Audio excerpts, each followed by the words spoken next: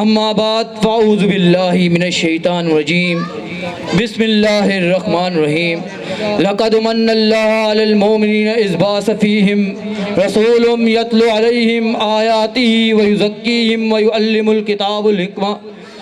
آج میرے تقریر کا جو عنوان ہے وہ والدین کے فرائض کیا ہے، مگر عنوان سے پہلے ایک بات کو عیاں کر دینا چاہتا ہوں اور بدلا دینا چاہتا ہوں کہ میں اپنے اسکالر کے بارے میں بتلا رہا ہوں کہ ہمارے اسکالر کے جو محزز ہے وہ ہے سر جنید صاحب اینڈ سر سواد صاحب، سر یاسین صاحب، کیونکہ ان کی محنتوں کی وجہ سے، ان کی جفاکشوں کی وجہ سے، ان کی اسٹرگل کی وجہ سے، ان کی جدوجہد کی وجہ سے، ان کی جستجو کی وجہ سے الحمدللہ ہم دن بدن ترقی کرتے چلے جا رہے ہیں۔ ہم ان فرائض کو سر انجام دیتے چلے جا رہے ہیں جس کے بارے میں 1400 سال پہلے جناب محمد رسول اللہ نے یہ بات عیاں کر دی تھی، طلب العلم فریضۃ علی کل مسلم، کہ تعلیم مرد عورت پر فرض کی گئی ہے۔ اور اب میں اپنے اسپیچ میں آتا ہوں کہ جو میرا عنوان ہے والدین کے فرائض کیا ہے اپنے بچوں پر، وہ فرائض کیا ہے، کیونکہ والدین کو اللہ تعالیٰ نے ایک انمول نعمت سے نوازا ہے، وہ ہے اولاد۔ اولاد اللہ کی بہترین انمول نعمت ہے، اور اس انمول نعمت کے لیے کچھ رول بنائے گئے، کچھ ریگولیشنز بنائی گئی، کچھ آئین بنا دیے گئے، کچھ دستور بنا دیے گئے۔ اور قرآن مجید نے کیا دستور بتا دیے جس میں حضرت لقمان اپنے بیٹے سے کہتا ہے یا بنیہ، اے بیٹا لا تشرک باللہ، اللہ کے ساتھ کبھی کسی کو شریک نہ کریو، اللہ کے ساتھ کبھی کسی کو انوالو نہیں کیو۔ پہلا چیپٹر پڑھانے والا حضرت لقمان پڑھاتا ہے تو توحید کا پڑھاتا ہے، ان الشرک لظلم عظیم، کیونکہ شرک سب سے بڑا گناہ ہے۔ دوسرا لیسن پڑھانے والا حضرت لقمان اپنے بیٹے کو کیا پڑھاتا ہے، یا بنیہ انا انتقو مثلا کمثل الذی انا انتقو حبا من خردل اسکن فی صخرۃ او فی السماوات او فی الارض یأتی باللہ ان اللہ لطیف خبیر۔ اور بتلایا جاتا ہے بیٹا اگر تو آسمان کی گہرائیوں پہ چلے جا یا زمین کی گہرائیوں پہ چلے جا یا چٹان کو پھاڑ کے اس کی گہرائیوں میں چلے جا، تیرے سے کوئی بھی چیز اللہ سے پوشیدہ نہیں ہے۔ اگر تو نیکی کرنے کا ارادہ رکھتا ہے، اگر تو بھلائی کرنے کا ارادہ رکھتا ہے تو اللہ تجھے اس کنڈیشن میں بھی دیکھ رہا ہوگا۔ پہلی نصیحت کرتا، دوسری نصیحت حضرت لقمان یہ کرتے اپنے بیٹے کو، اور تیسری نصیحت حضرت لقمان اپنے بیٹے کو کہتے ہیں یا بنیہ، اے بیٹے اگر تجھے کبھی بھی مسئلے میں کوئی کام پڑ جائے تو تو ہمیشہ لوگوں کو اچھائی کی دعوت دیو، اچھائی کی طرف متوجہ کیو، اچھائی کی طرف مائل کریو، لوگوں سے برائیوں سے روکیو۔ اور دوسری بات بتلا دی کہ اس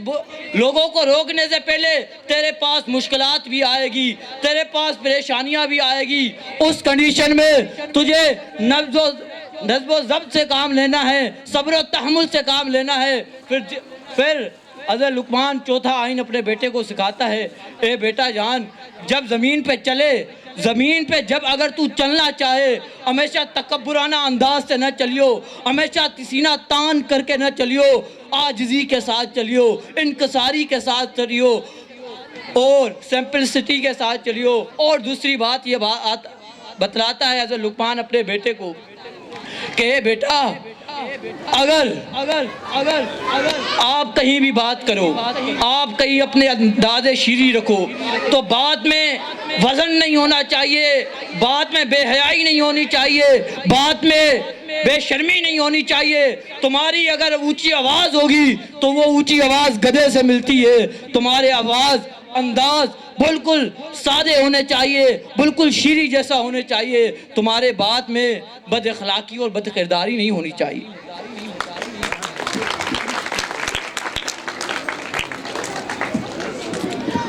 اور اگر کوئی والدین اپنے بچوں کو اخلاق، ادب، احترام اور تمیز کے بارے میں بتلاتا ہے تو علامہ اقبال جس کے بارے میں کہا ہے، اقبال بڑا ہی دہشت ہے، من باتوں میں منہ لیتا ہے، گفتار کی بازی جیت سگا، کردار کی بازی جیت نہ سگا۔ اور علامہ اقبال نے اپنے بیٹے کو نصیحت کی تھی اس ٹائم جب ان کا بیٹا یورپ کے سرزمینوں میں تعلیم حاصل کرنے کے لیے نکلا، اور اس وقت نصیحت بیٹے نے باپ کے پاس درخواست بھیجتا ہے، ابا جان پیسوں کی قلت ہے، پیسوں کی مجبوری ہے، تو لہٰذا آپ کے نام کی وجہ سے، آپ کے اسٹیٹس کی وجہ سے، آپ کے مقام کی وجہ سے، آپ کے رتبے کی وجہ سے کیا میں لوگوں سے قرضہ لے سکتا ہوں؟ جب آپ آؤ گے تو میں آپ سے لے کر انہیں دے دوں گا۔ بیٹے نے دیکھا کہ باپ نے دیکھا میرا بیٹا کمزور پڑ گیا ہے، نظم لکھتا ہے جاوید کے نام سے اور کہتا ہے، بیٹا دیار عشق میں اپنا مقام پیدا کر، نیا زمانہ نہیں صبح و شام پیدا کر، اگر خدا فطرت شناس عطا کرے تجھ کو تو سکوت لال و گل سے کلام پیدا کر۔ میرا طریق امیری نہیں فقیری ہے، میرا طریق امیری نہیں فقیری ہے، خودی کو نہ بھیج غربت میں، غریبی میں نام پیدا کر۔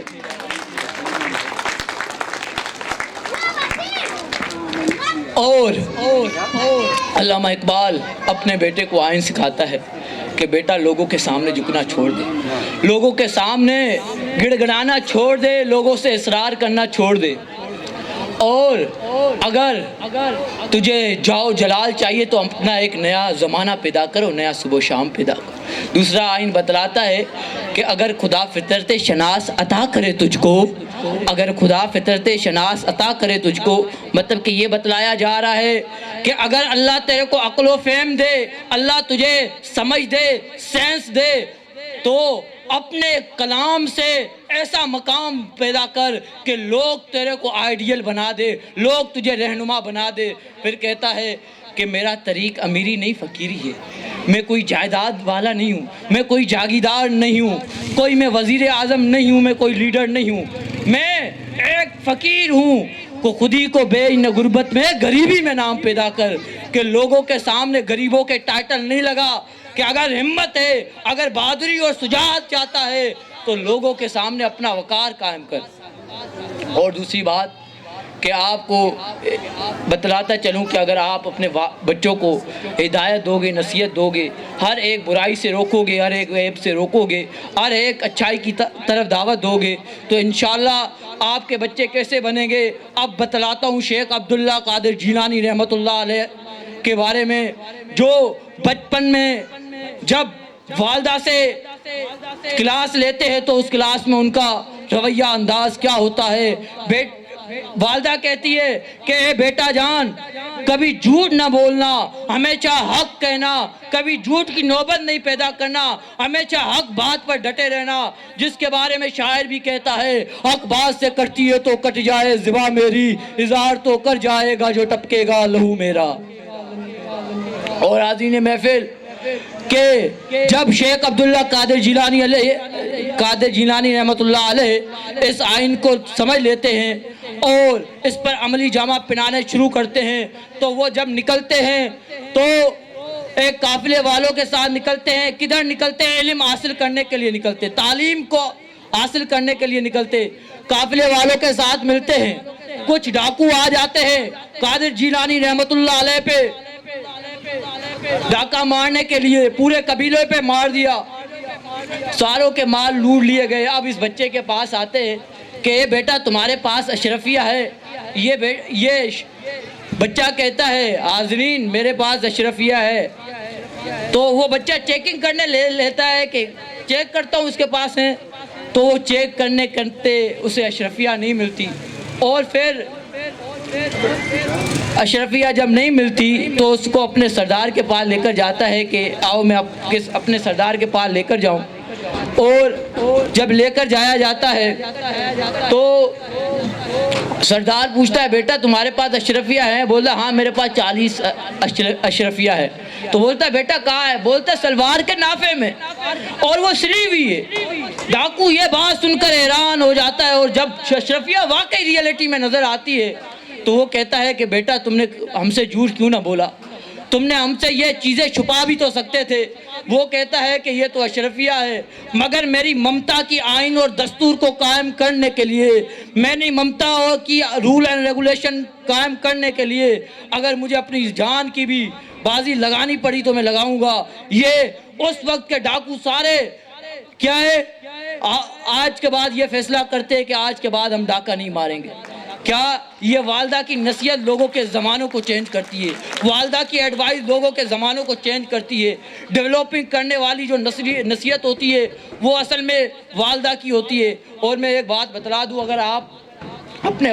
بچوں کو سمجھ اور تعلیم اور علم سے اجاگر نہیں کرو گے تو اس کا نقصان کیا ہوتا ہے وہ بھی میں بتلا دیتا ہوں۔ اور دوسری بات یہ ہے کہ ایک مشہور واقعہ ہے کہ ایک